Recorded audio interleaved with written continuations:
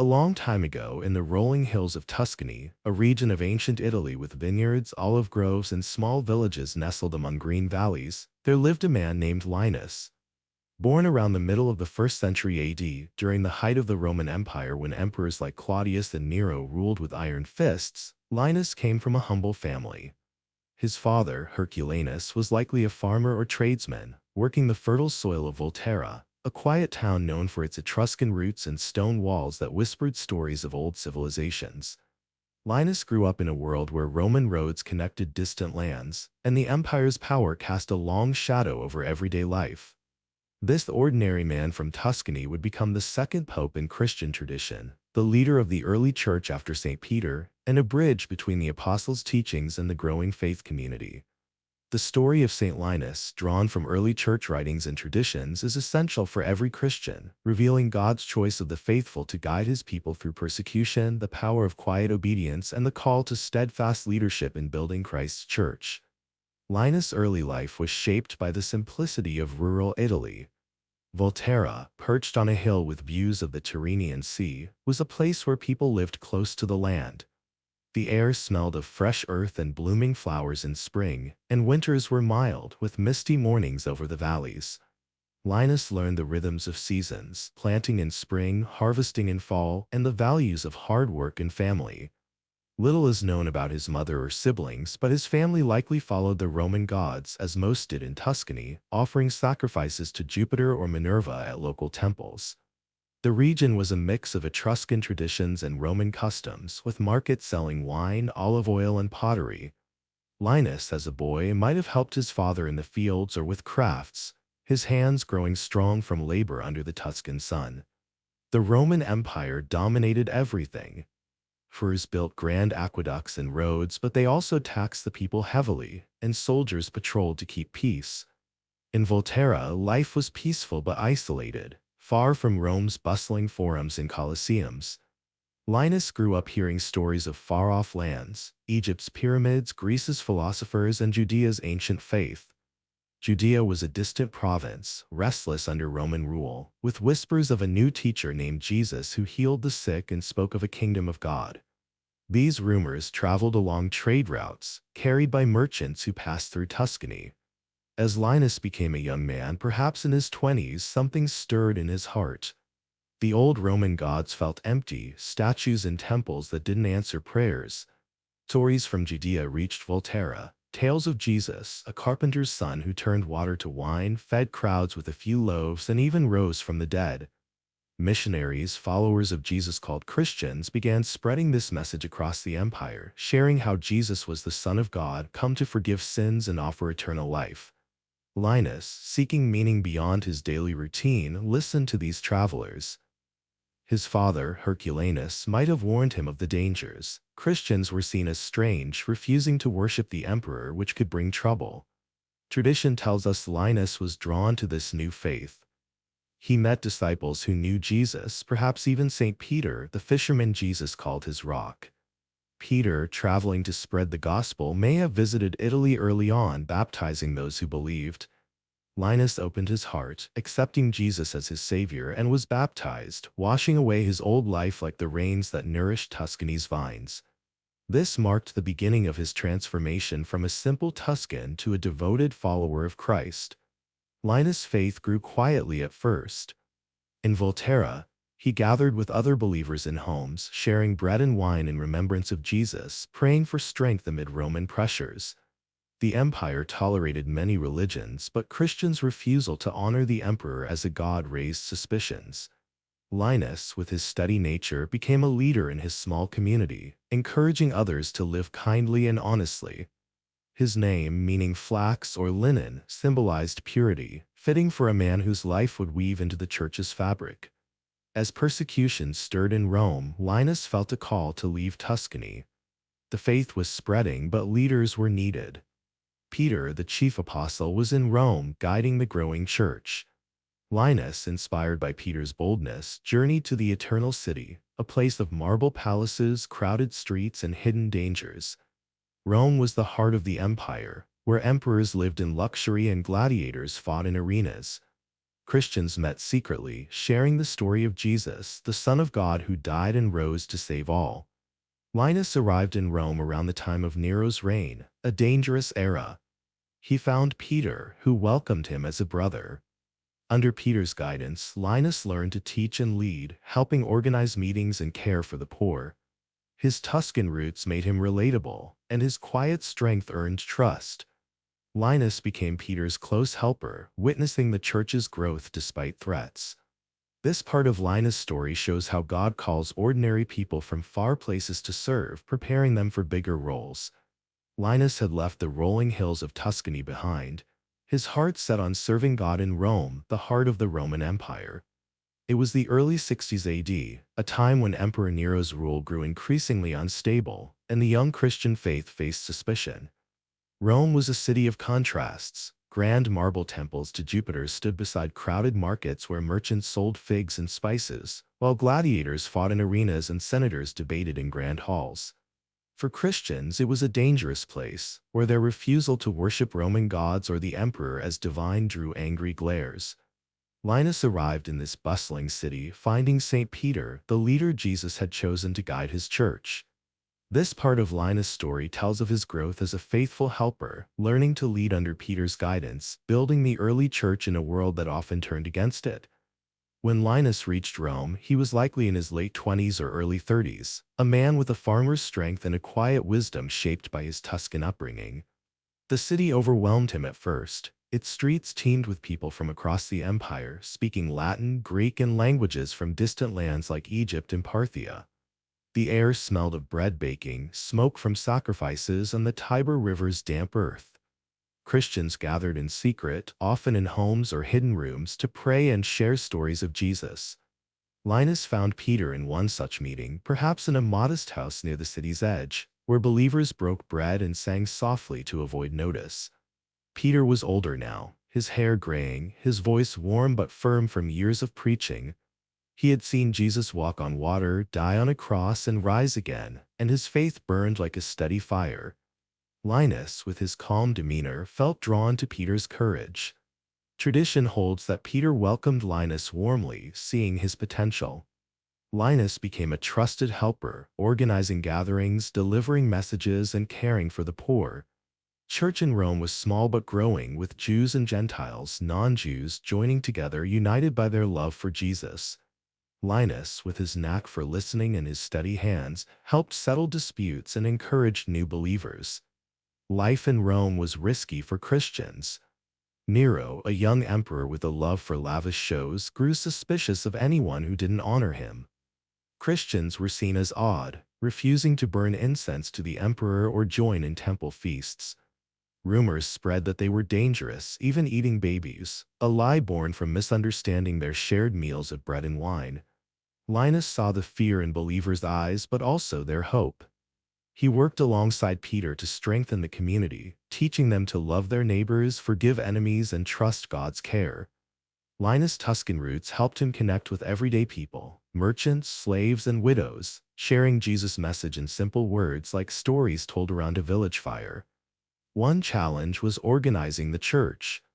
Peter, as the leader, was like a shepherd, but the flock was scattered across Rome's 7 hills. Linus helped set up systems for caring for the needy, making sure orphans got food and widows had shelter. He learned from Peter how to baptize new believers, dipping them in water to mark their new life in Christ.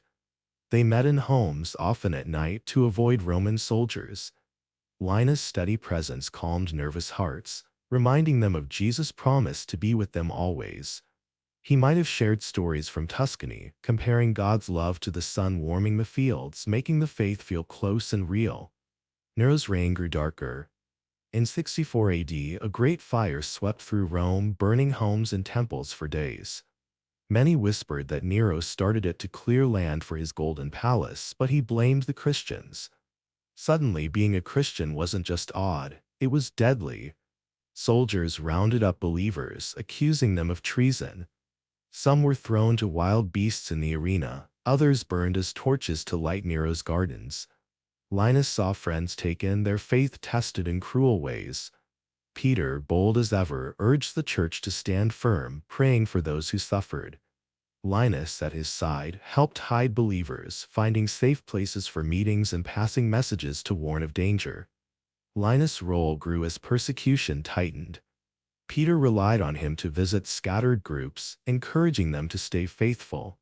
Linus, with his quiet strength, became a bridge between Peter and the people, carrying hope like a lamp in the dark. Tradition suggests he was ordained as a presbyter, a leader in the church helping lead worship and teach. His heart, shaped by years of simple faith in Volterra, kept him grounded. He didn't seek glory, only to serve like a farmer tending crops through a storm. This time in Rome tested Linus' courage. He saw Peter's unshakable trust in God, even as danger loomed. Linus learned that leadership meant serving others, not ruling them, and that faith could shine brightest in hard times. As Nero's persecution grew, Linus prepared for a greater role, though he didn't know it yet. His story in these years shows how God uses ordinary people to carry his light, even in a city of shadows, building a church that would stand through centuries. In the shadow of Rome's towering temples and bustling streets, Linus grew into a trusted leader in the early Christian church during the mid-60s AD. Under St. Peter's guidance, he served the growing community of believers who faced increasing hostility under Emperor Nero's erratic rule. The Great Fire of Rome in 64 AD had left the city scarred, and Nero's cruel decision to blame Christians sparked a wave of persecution that tested their faith like never before. Linus, once a humble man from Tuscany's quiet hills, found himself in the heart of this storm, helping to hold the church together. This part of his story is about standing firm in faith, serving others amid danger, and preparing for a role he could not yet fully see, showing that God strengthens those who trust him, even when the world turns dark. Rome after the fire was a city of ashes and suspicion. Entire neighborhoods lay in ruins, with blackened stones where homes once stood. Nero, desperate to deflect blame, called Christians enemies of the empire, accusing them of starting the blaze. Crowds, eager for a scapegoat, turned against the believers, who were already seen as strange for worshiping one God and refusing emperor worship. Christians were arrested, tortured, and killed in brutal ways. Some faced wild beasts in the Colosseum, others were burned alive to light Nero's lavish parties. Linus, now a close aide to Peter, saw the fear in his community's eyes but also their courage, as many held fast to their faith. Linus worked tirelessly to support the church. He helped organize secret meetings, often in the catacombs, underground tunnels where Christians hid to pray and bury their dead. These damp, dark spaces, lit by flickering oil lamps, became sacred places where believers shared bread and wine, remembering Jesus' love. Linus, with his steady voice, comforted those who had lost family or homes. His Tuscan roots gave him a way of speaking that felt like home to many, a simple, earthy way of explaining God's care, like a farmer talking about seeds growing despite rocky soil. He reminded them that Jesus promised to be with them, even in suffering. Peter relied on Linus more as the persecution grew. Peter was bold, preaching openly despite the danger, but he needed helpers like Linus to keep the community connected. Linus carried messages between scattered groups, risking his life to travel Rome's streets, where soldiers patrolled and informants lurked. He helped distribute food to widows and orphans, many of whom lost everything in the fire or persecution. Tradition suggests Linus was a skilled organizer, ensuring that the church's resources, gifts from wealthier believers, reached those in need. His quiet strength made him a rock for others, even as he leaned on Peter's fiery faith. One challenge was keeping the faith pure. New believers coming from Roman or Jewish backgrounds sometimes mixed old ideas with Jesus' teachings. Some wanted to follow Roman gods alongside Christ, while others argued over rules like what foods to eat. Linus, learning from Peter, helped teach the simple truth: love God, love others, and follow Jesus' way. He likely led prayers and baptisms, welcoming new Christians with water and words of hope.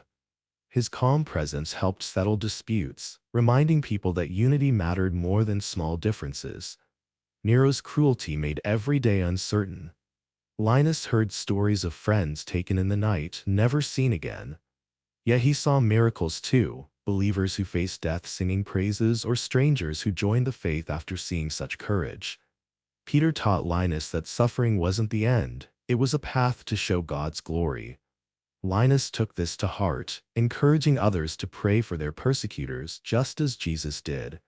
His faith grew deeper, like roots sinking into the soil, steady even in the storm. Tradition holds that Linus was ordained as a presbyter, a leader under Peter, perhaps in a quiet ceremony where hands were laid on him, praying for God's Spirit to guide him. He wasn't flashy like some speakers, but his sincerity drew people. He might have shared stories of Tuscany's fields, comparing God's kingdom to a vineyard where every vine is cared for. This helped Roman Christians, from slaves to merchants, feel connected to a bigger story.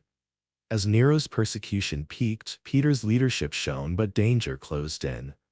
Linus knew Peter's boldness made him a target. Whispers spread that Peter might face arrest, and Linus prepared for a time when he'd need to step up. This part of Linus' story shows how God uses quiet faithfulness to build his church. For those drifting off to sleep, it's a comforting thought. God is like a shelter in a storm, giving strength to those who serve him, guiding them through danger with a love that never fails, just as he did for Linus in Rome's darkest days. By the late 60s AD, Rome was a city gripped by fear for Christians, as Emperor Nero's persecution raged on.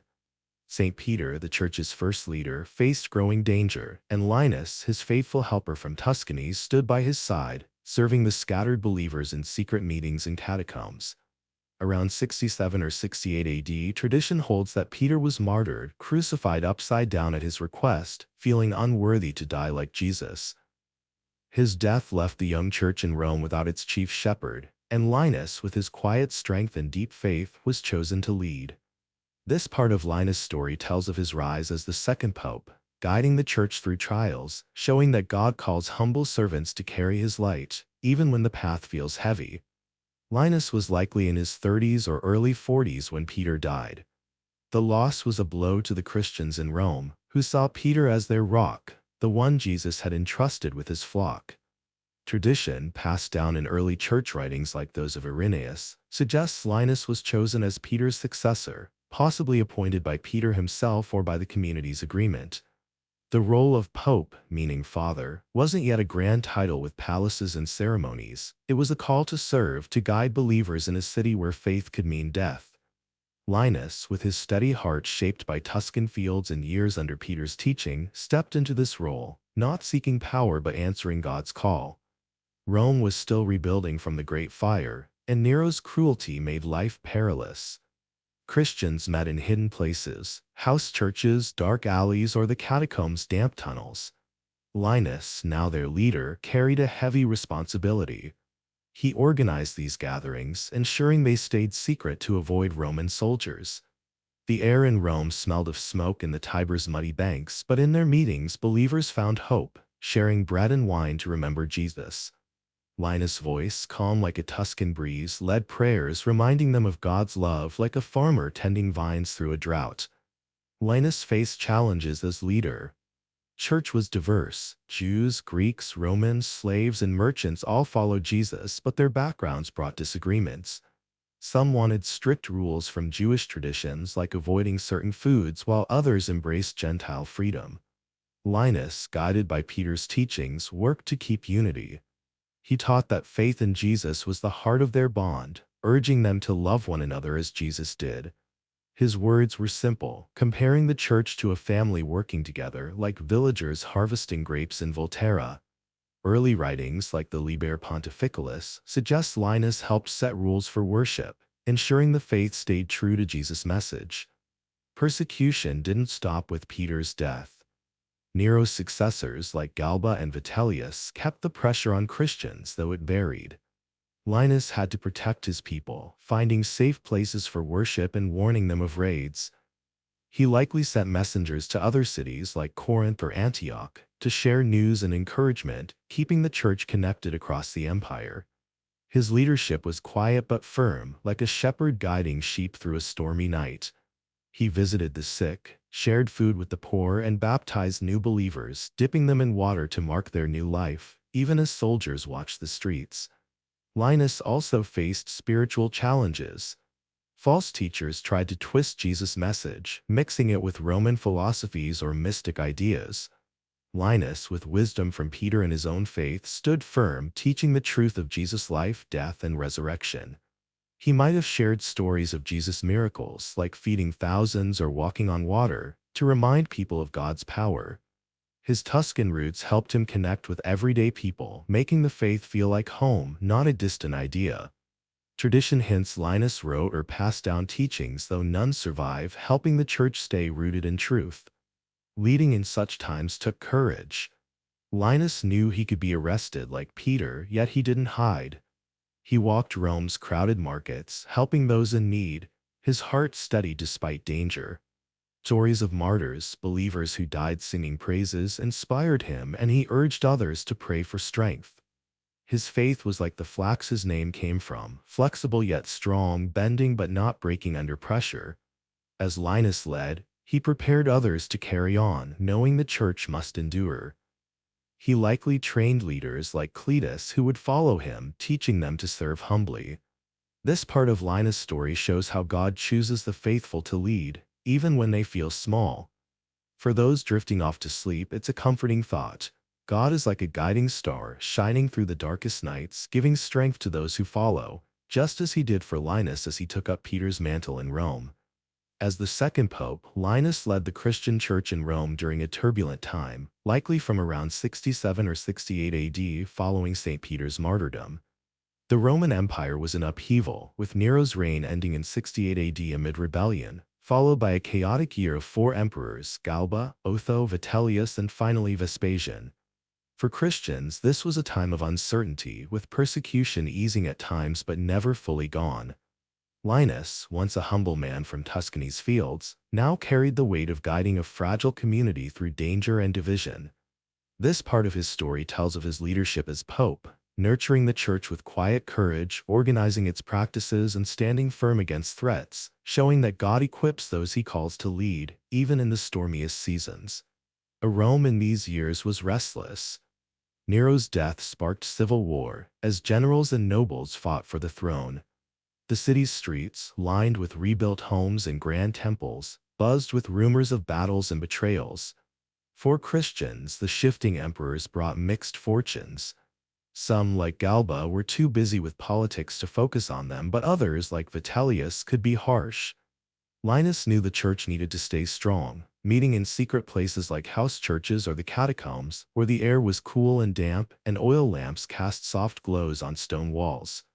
As Pope, Linus was the shepherd responsible for keeping the flock together, feeding their faith and protecting them from wolves, both Roman soldiers and false teachings. Linus' leadership was practical and heartfelt. He continued Peter's work of organizing the church, making sure believers could worship safely. He set up systems for sharing food and clothes, as many Christians were poor or displaced by persecution. Early church writings, like the Liber Pontificalis, suggest Linus established rules for worship, such as how to celebrate the Lord's Supper, sharing bread and wine to remember Jesus' sacrifice. His Tuscan roots shone through in his teaching, using simple images like vines growing strong with care to explain God's love. He led prayers with a calm voice, reminding people that Jesus was their true king, not the emperor in Rome's palaces. One of Linus' biggest challenges was keeping the church united. Community included Jews who followed Jesus but kept old customs like Sabbath rest, and Gentiles who embraced a freer faith. Arguments arose over rules. Should Christians follow Jewish laws or live differently? Linus, guided by Peter's example, taught that faith in Jesus was the heart of their bond. He urged them to love one another, settling disputes with patience like a farmer sorting seeds from chaff. Tradition credits Linus with early decrees, perhaps requiring modesty in worship or clarity in teaching, to keep the church focused on Jesus' message of love and forgiveness. Persecution remained a shadow. Even after Nero, Christians were mistrusted, seen as rebels who wouldn't honor the emperor as divine.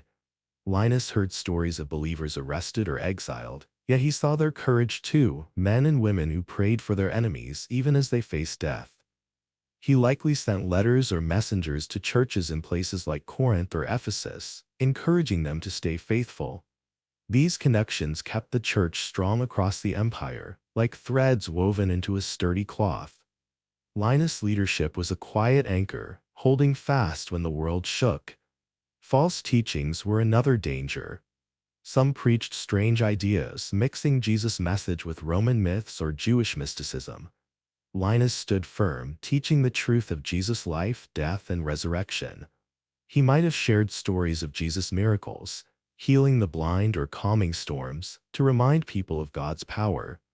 His words, rooted in Peter's teachings, were like seeds planted in good soil, growing faith in listeners' hearts.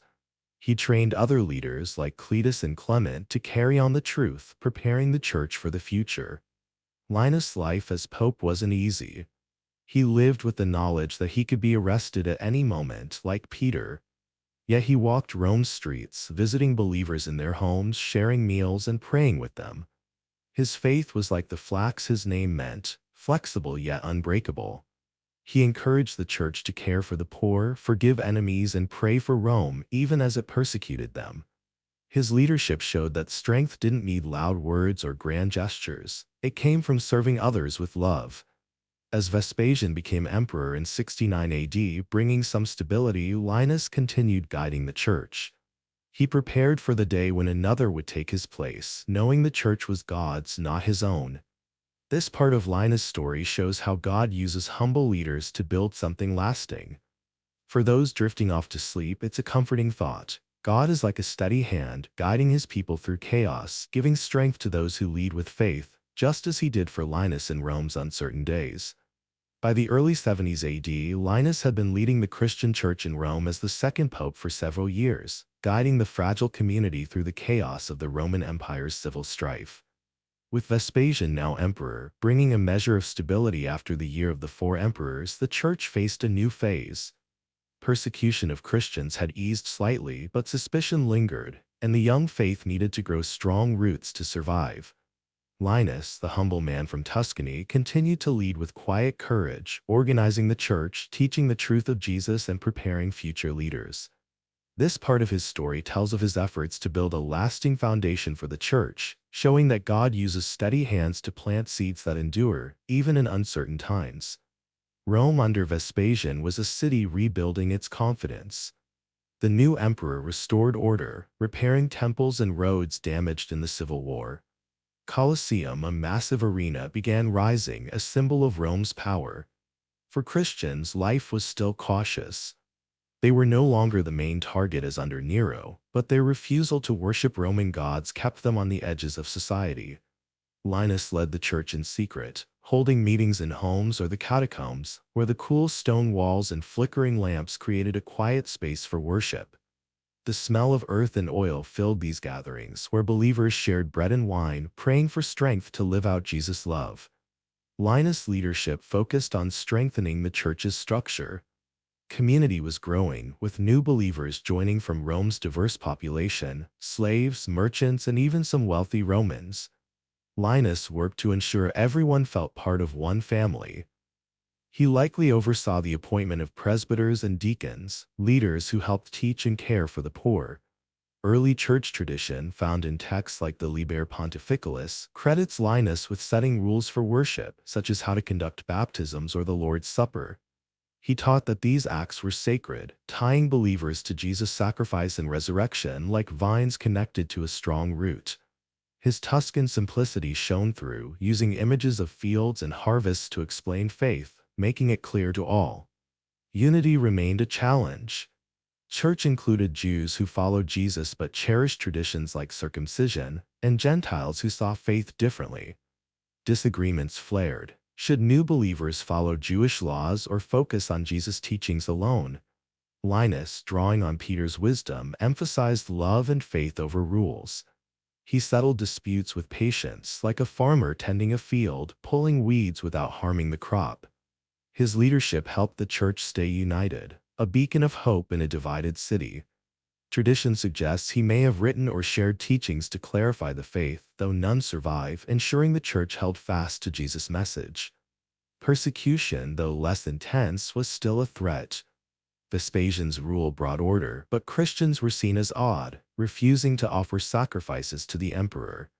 Linus heard stories of believers questioned or exiled, and he worked to keep the community safe. He organized secret routes for messengers, connecting Rome's church with others in cities like Antioch or Ephesus. These ties strengthened the faith like threads in a tapestry, showing believers they weren't alone. Linus' calm presence reassured them, reminding them that Jesus promised to be with them always, even in danger. False teachings continued to challenge the church. Some mixed Jesus' message with Roman philosophies like Stoicism or mystical ideas from other faiths. Linus stood firm, teaching the simple truth of Jesus' life, death, and resurrection. He might have shared stories of Jesus' miracles, feeding thousands or raising Lazarus, to inspire faith. His words, grounded in Peter's teachings, were like seeds sown in good soil, growing trust in God's power. Linus trained others to teach, ensuring the truth would live on like a farmer passing down knowledge to his children. Linus' daily life as Pope was humble. He walked Rome's crowded streets, past markets smelling of fresh bread and fish, visiting believers in their homes. He prayed with the sick, shared meals with the poor, and baptized new Christians, welcoming them with water and hope.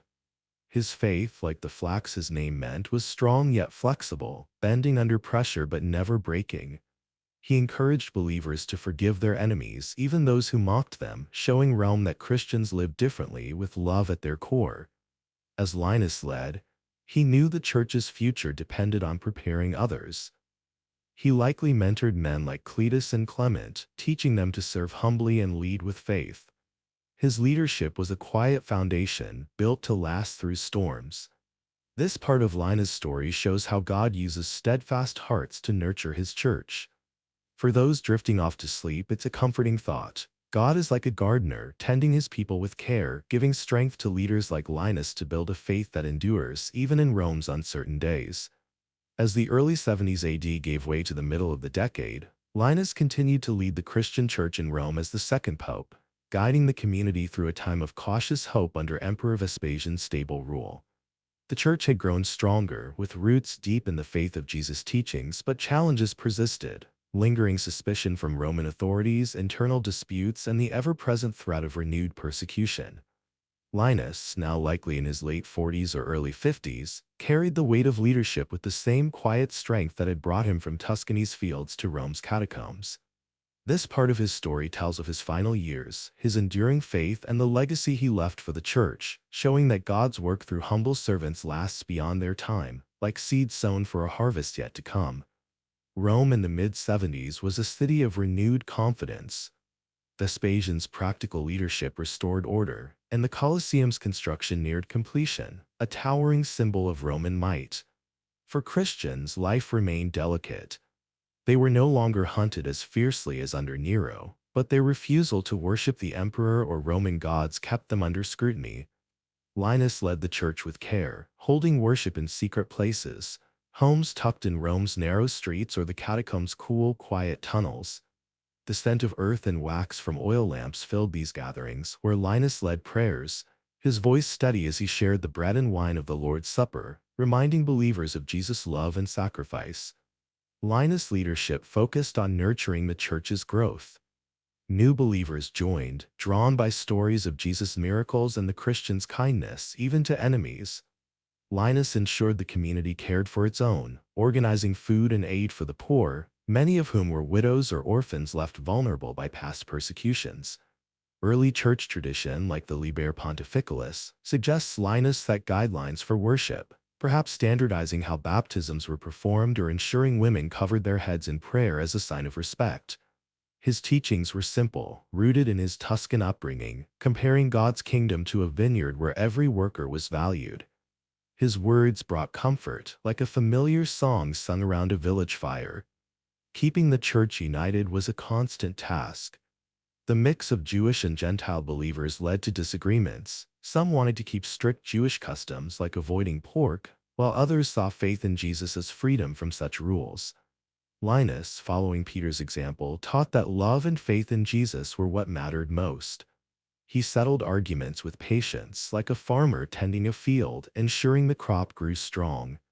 His leadership kept the church as one family, a light in Rome's divided world.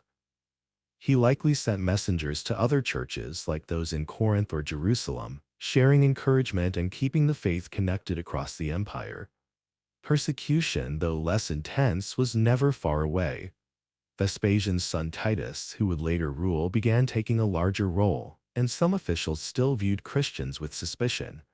Linus heard of believers questioned or banished, and he worked to keep worship hidden, using secret signs to mark safe houses. His courage inspired others.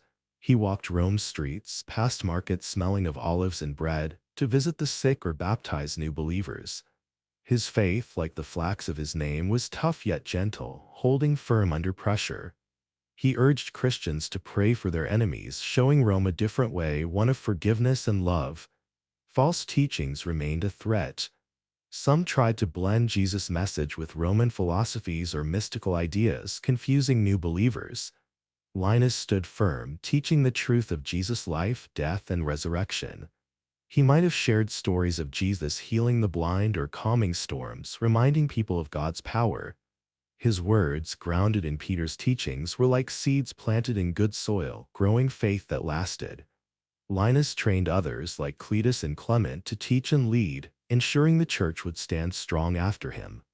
Tradition suggests Linus faced growing danger in his final years. Around 76 AD, as Vespasian's health weakened, whispers of renewed persecution stirred. Some say Linus was arrested, accused of leading a group that defied Roman ways.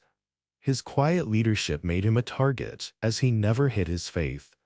Whether he was martyred, perhaps beheaded or crucified, or died naturally, his death marked the end of a life poured out for God's people. Early records are unclear, but his faith shone to the end, like a lamp burning bright in the dark. Linus' legacy lived on. He had built a church that could endure, training leaders and rooting the faith in Jesus' truth. Cletus, his likely successor, carried on his work, and the church grew, spreading across the empire. This part of Linus' story shows how God uses faithful hearts to leave a lasting mark. For those drifting off to sleep, it's a comforting thought. God is like a master builder, using humble lives like Linus to create a home for his people, strong enough to stand through any storm. As the mid-70s AD drew to a close, Linus, the second pope, had led the Christian church in Rome for nearly a decade, guiding it through the shifting tides of the Roman Empire under Emperor Vespasian and his son Titus, who would soon take the throne. Church had grown stronger, rooted in Jesus' teachings, but the threat of persecution never fully faded. Linus, now likely in his early 50s, carried the scars of a life spent serving in dangerous times, his faith as steady as the Tuscan fields of his youth. This final part of his story tells of his last days, his possible martyrdom, and the enduring legacy he left for the church, showing that God's love shines through those who give everything, like a light that never fades, even in the darkest moments. Rome in 76 or 77 AD was a city of power and pride. Colosseum, nearly finished, loomed over the city, a stage for Rome's might.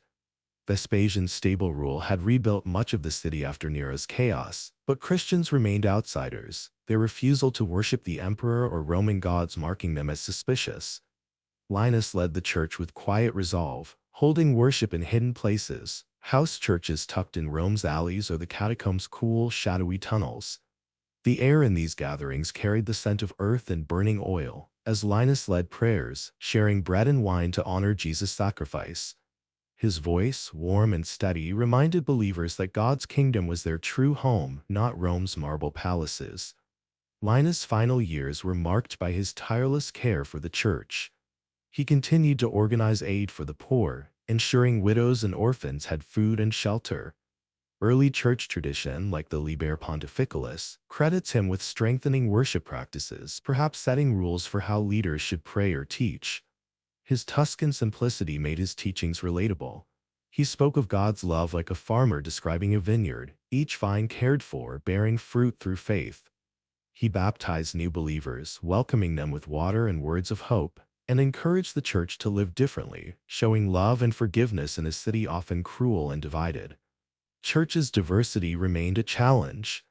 Jewish and Gentile believers sometimes clashed over traditions, like whether to follow old laws or embrace Jesus' freedom. Linus, with patience honed by years under Peter, kept the community united, teaching that faith in Jesus was their bond. He settled disputes gently, like a shepherd guiding a flock, ensuring the church stayed strong. He likely sent messengers to churches in places like Antioch or Ephesus, sharing news and encouragement, weaving the wider church together like threads in a sturdy cloth. His leadership was a quiet anchor, holding fast amid Rome's storms. Persecution, though less fierce than under Nero, loomed as a constant threat. As Vespasian's health failed and Titus prepared to rule, some officials grew wary of Christians, seeing their growing numbers as a challenge. Linus heard of believers questioned or exiled, and he worked to keep worship secret, using hidden signs to mark safe houses. He walked Rome's bustling streets, past markets smelling of fresh bread and fish, visiting the sick and praying with the fearful. His faith, like the flax his name meant, was tough yet gentle, bending under pressure but never breaking. He urged Christians to pray for their enemies, showing Rome a way of love that stood out against its harshness. False teachings continued to test the church. Some mixed Jesus' message with Roman philosophies or strange rituals, confusing new believers. Linus stood firm, teaching the truth of Jesus' life, death, and resurrection. He might have shared stories of Jesus' miracles, raising Lazarus or calming the sea, to inspire trust in God's power. His words, rooted in Peter's teachings, were like seeds sown in fertile soil, growing faith that endured. Linus trained leaders like Cletus and Clement, preparing them to carry on, knowing the church must outlive him. Tradition holds that Linus' life ended around 76 or 78 AD, though details are uncertain. Some early accounts, like those in later church writings, suggest he was martyred, perhaps beheaded or crucified, for leading a group that defied Roman ways. His quiet courage made him a target. He never hid his faith, even as danger grew. Others say he died naturally, his body worn from years of service. Whether by sword or time, his death marked the end of a life poured out for God's people.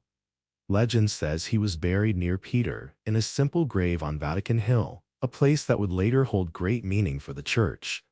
Linus' legacy lived on brightly. He had built a church that could stand through storms, rooted in Jesus' truth and love.